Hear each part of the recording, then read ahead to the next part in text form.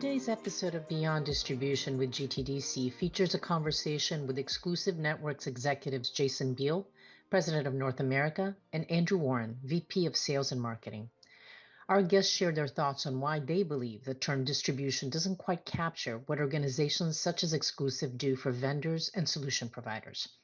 Both executives share their insights on the industry's transformation, the rapid rise of cybersecurity, and the increasing role of AI in data protection and other noteworthy topics with host Frank Vitagliano.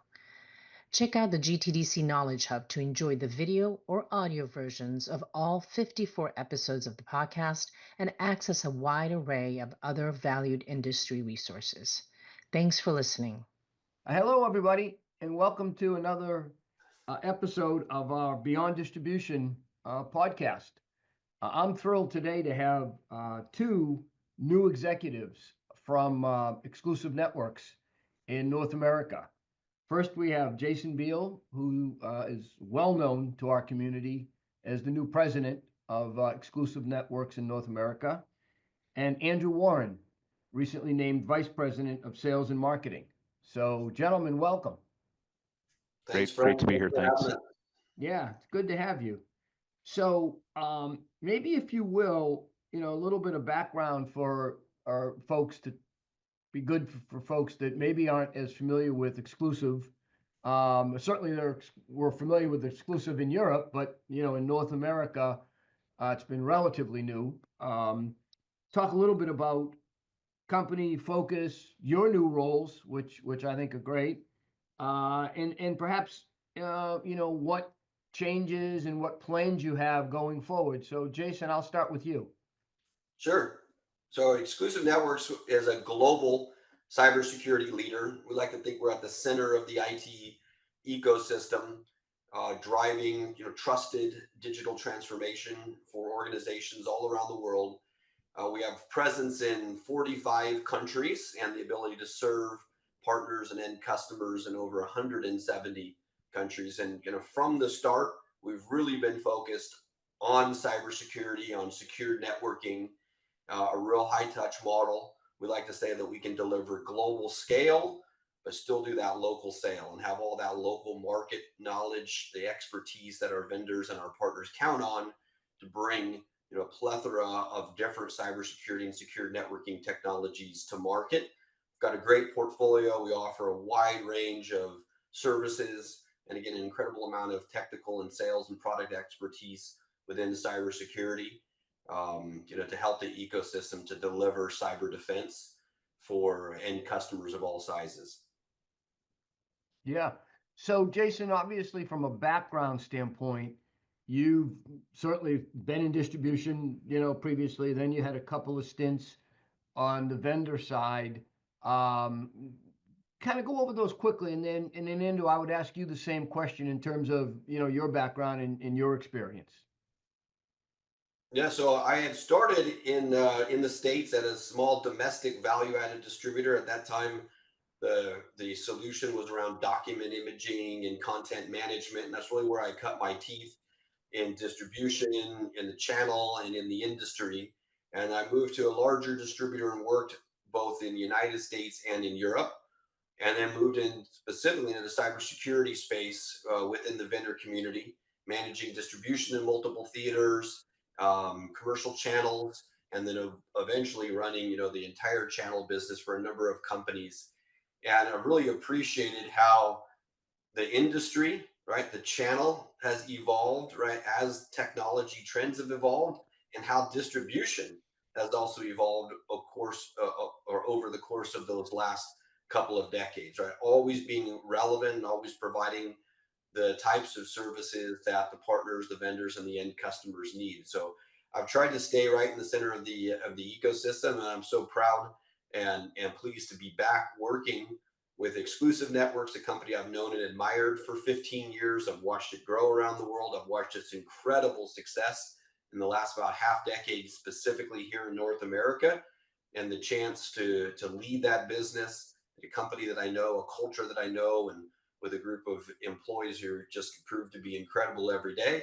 It just, again, it's an opportunity I couldn't refuse. And I've been here about 90 days now, Frank, and it's met all my expectations. And yeah, so far so good. So let me turn it over to Andrew. Yeah, thanks. And thanks, Frank and Jason. And so, Jason's been here 90 days. I've been here just a little less than 45 days. And a little bit on my background. I worked in distribution for 15 years, started carrying a bag, and then, kind of culminated leading, a $2.5 billion business, that was then acquired. And after that, did spend, about 5 years at the vendor leading, global services, teams, system integrator teams, as well as global channel teams, and also running a full go-to-market motion here in North America. And I think, I always loved my time at distribution because I truly appreciate the value add that I think, distributors can bring, and especially in the cybersecurity space. When I think about, how many vendors are out there today, I think, RSA is coming up next week, and there'll be 600 plus vendors, on the floor at RSA, right? And we look at, how do we bring vendors to market? It's especially in cyber, it's probably the most complicated space, and it's because things are constantly changing, right? Whether it's AI, faster, bigger networks, 5G, you name it, right? So many different things are changing, in this space that the cybersecurity side of distribution kind of drew me back.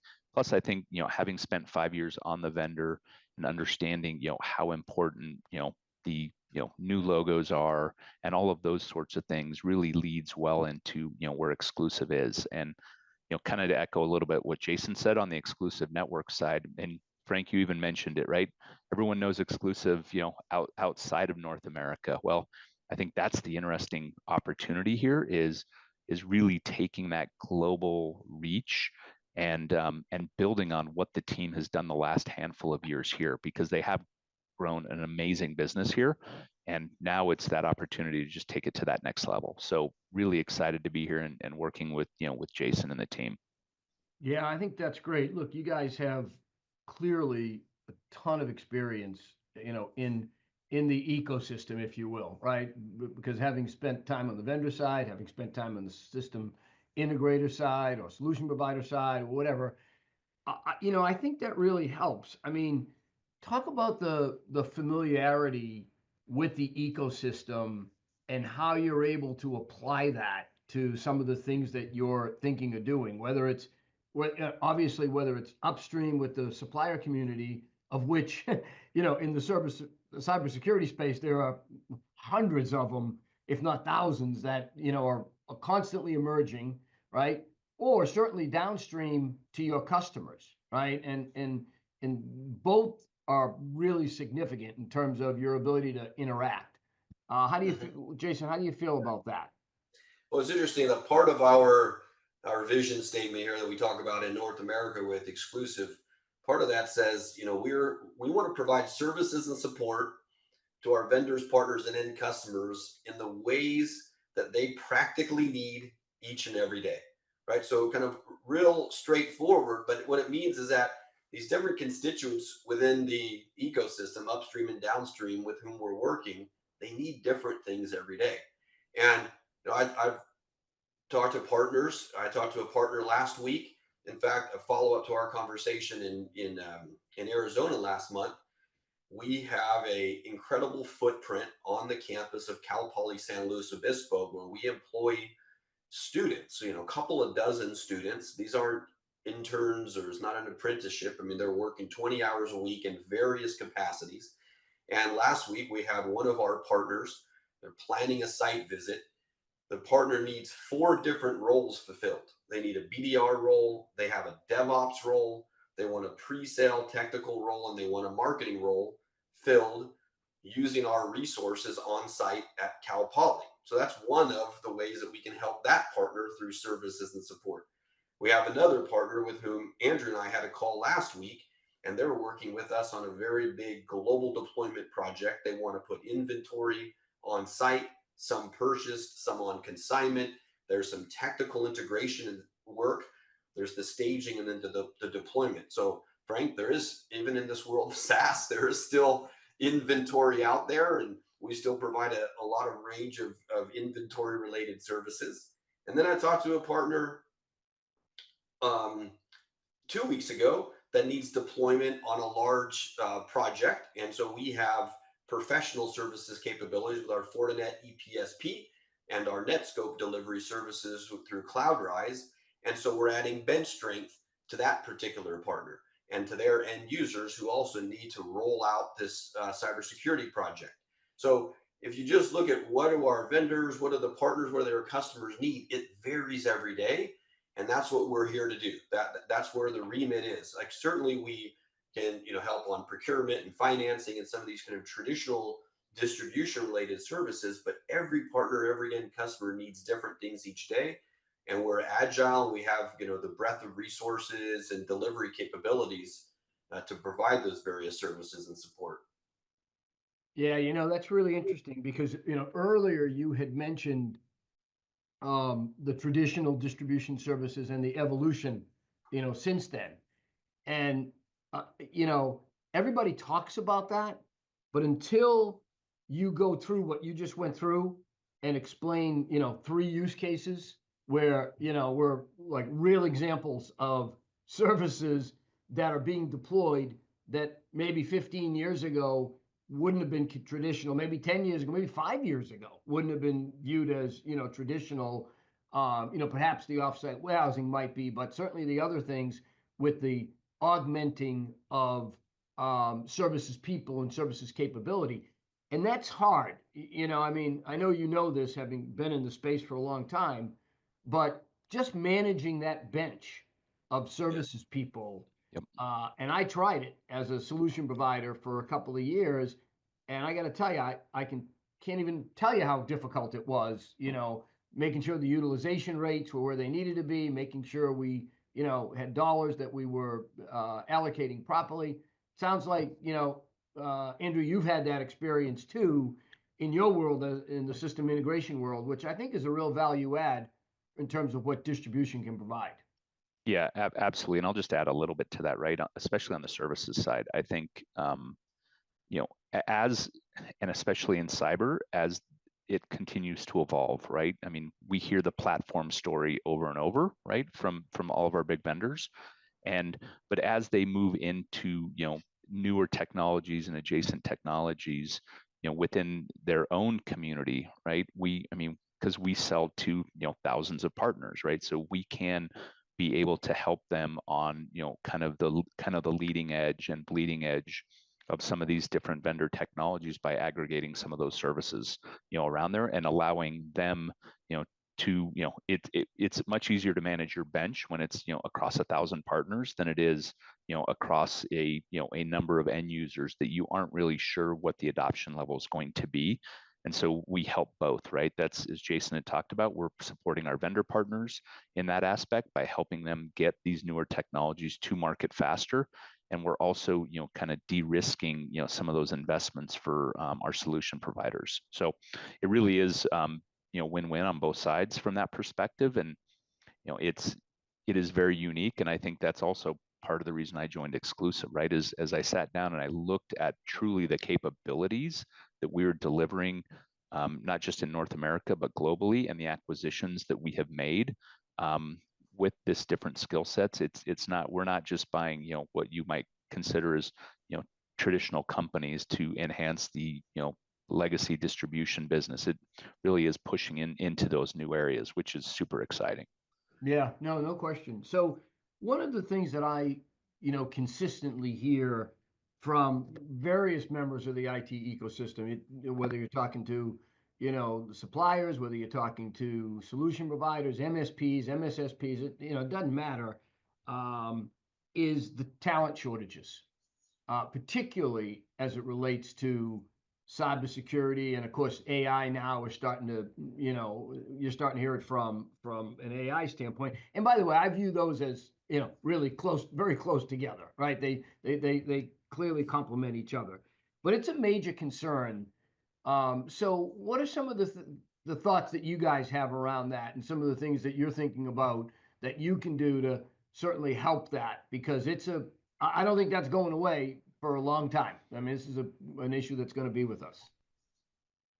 Andrew, you want to tackle that one first, and I'll add Sure. on? Yeah. No. I think what we're doing at Cal Poly is really groundbreaking in one of those areas, and again, I think it's in two ways, right? One, we're getting, new young talent right out of university, but this is also the generation that is growing up with AI, on every device they have, um, and really looking at it in a different way. And as Jason had touched a little bit, we're doing a lot of different things there, from, data analytics to, pen testing to, marketing support. So we're really bringing in people from all aspects in there. And I think this is that great opportunity, because I also know, I got 2 kids in college, right?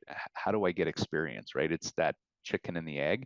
So we're able to give them experience, but what they're giving back to us is absolutely amazing, right? Like, we were talking about, some of our sales trainings, and like, they're light years ahead of where we are today, just on the Cal Poly side, right? So we're going to take some of the Cal Poly stuff they're doing, and we're going to bring it back into exclusive, because again, this generation is just doing things so much more advanced, especially on the AI side.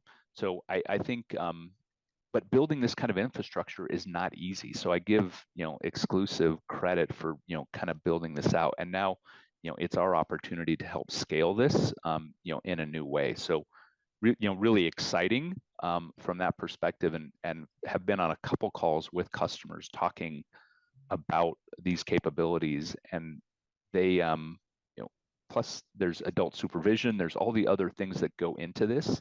And as people are working remote, they love it, right? Our partners are really looking at this going, yeah, this could really be an augmentation to whether it's my data analytics team, my sales team, et cetera. So really, I think, exciting, and this could be a major area, to help address some of those issues in the future. So, Yeah. and Jason, please chime in. Yeah, I mean, I'll add on. So this, when we talk about the resources, this isn't simply a question of, does a partner have enough people, right? You have to look at it from a couple of different perspectives. One is both capacity, right, and capability.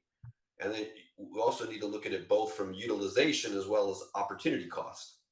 So when I talk to partners every day, yes, there's a bench. Do they have enough staff on the bench? But can the staff that they have, can they deliver all of the different services that they need, again, across the platform? The vendors who are selling platforms are expecting their partners to be able to sell and service and support across the platform and go much deeper than they did before. And so in some cases, it's an opportunity cost question. They may have enough resources, but let's get them working on this particular project or this technology, building at that rate, and let's outsource some other services to the distributor, to the channel services aggregator, this type of service work. So I'm always talking to partners, and it's a capacity and capability, and it's a resource, it's an opportunity cost and utilization. What Exclusive Networks in North America can do is, on the capability side, we're an authorized training center, right? So we can deliver training multimodality in the ways that they need: one-on-one, one-to-few, one-to-many, remote, on-site, etc. Help them with the capability piece. Capacity, we have bench strength. I have an in-house bench strength. We also acquired CloudRise in December. CloudRise has, incredible bench domestically and international resources to do cybersecurity services, managed services, data security posture management services. So they can tap into that to help them. Again, training and resource delivery. But I think that's how partners need to look at it. Again, capability and capacity, utilization, and opportunity cost. Yeah, that is a good way to look at it, because, coming back from my experience, which was probably in the, let's see, 2017, 2018 period, as a solution provider, we were worried about cloud then, right? That was IoT and cloud and the idea of, if one of my big customers came to me and said, can you do this? The first thing you do is say, of course I can, right? And then you got to try to go figure out how. But what you quickly realize is, to make an investment in a new practice is very expensive. You know, 2 or 3 people is probably $500,000 or more a year, right? And the return on that investment is minimum 9 months, not much more than, not much less than that, if at all. So what you just described is a good way of looking at how do I balance, you know, my investment with, you know, the things that I'm currently doing and generate revenue and investment as quickly, as efficiently as possible. And to be honest with you, if you don't figure out how to put distribution in that mix as a solution provider, you're missing a big component, right? I mean, a major component, because they can't do it all themselves. They absolutely can't. Yeah, I'll give you a practical example on that, Frank, is, if you look, one of our, strongest partnerships is with Fortinet here in North America. And Fortinet has some incredible OT security Mm, technology. mm, And this is a field that's growing. If you read all of the market research, the TAM on OT security is increasing. And yet it hasn't been in the historical sweet spot of, IT VARs and MSPs. But as partners move into that space, to your point, if they want to build out an OT practice, there's going to be an investment, there's going to be a learning period, right? That's where working with an exclusive networks and to do a peering model, having us help on a co-sell, co-service delivery, and a peering model can help them take advantage of those opportunities, get into that OT space, kind of learn by doing and shadowing for a while, generate some near-term project revenues before they then can go off and might be autonomous to go conquer that space, right? But working with an exclusive networks, with our capabilities around Fortinet OT, some of the other partners in our ecosystem, we can help a traditional IT focused partner move into that space, in the right way. yeah. No, that's exactly what I was referring to. So, we mentioned obviously cybersecurity, and I mentioned, you can't separate it nowadays from AI, in my opinion. And most people that are looking at it, IDC in particular is one of the ones that talked about it. They predict that AI will potentially quickly worsen an already bad threat environment, right? And you need to be more aware. The solution providers need to be more aware. What are you guys hearing in this area, and therefore, and what are you doing to help your customers in this area? Yeah, well, let me, Jason, I'll jump in real quick on that. I think, having been in cyber now for 20 years, there's always something new, right? And that's what keeps this. That's why you have new companies that, become unicorns very quickly, right? So I think, and that's also a massive role for distribution to help them get their technology out to market faster. So I think you'll see more startups from that perspective. You will continue to see that, and I don't expect that to change. But I also think that AI, is going to help the good guys as well, right? I mean, when you look at what it's doing for like network security operations and other things where it is automating a lot of really tedious tasks that were, still had to have fairly expensive individuals doing those things and allowing them to go do more value add activities. So I think you're going to constantly play cat and mouse with some of this stuff, but I think the good guys also will be using AI to, a great extent to help kind of tamper down some of the, some of what the bad guys are doing, so to speak. So I think, big opportunity on that, but I think it's also why I think distribution will continue to, fill a really needed role, because there's going to be new vendors and new technologies, whether it's with, our existing, vendors bringing new tech to the market or new vendors bringing tech to the market. And look, we help, kind of filter through all that noise for our solution providers, and we'll continue to do that as we go forward. Yeah, I think filtering, that's a good way to phrase it, filtering through the noise. I think that's a big deal in the cybersecurity space, because there's just so many players out there, and there's so many players, more players coming, all the time. And, Jason and I were together in a Vation event, about 3 weeks ago, I guess, in Arizona. And one of the things that Vation talked about was the vast majority of the investments that are being made by the by the VC community these days from a technology standpoint are in the AI cybersecurity space. I mean, almost exclusively, no pun intended. But it's incredible where that all is. And the problem that a lot of folks have, including me, and certainly, the vendors, other folks in the vendor community or in the solution provider community have is, how do you sift through all that? Which ones really make sense? Which ones are ones that are, hitting the mark?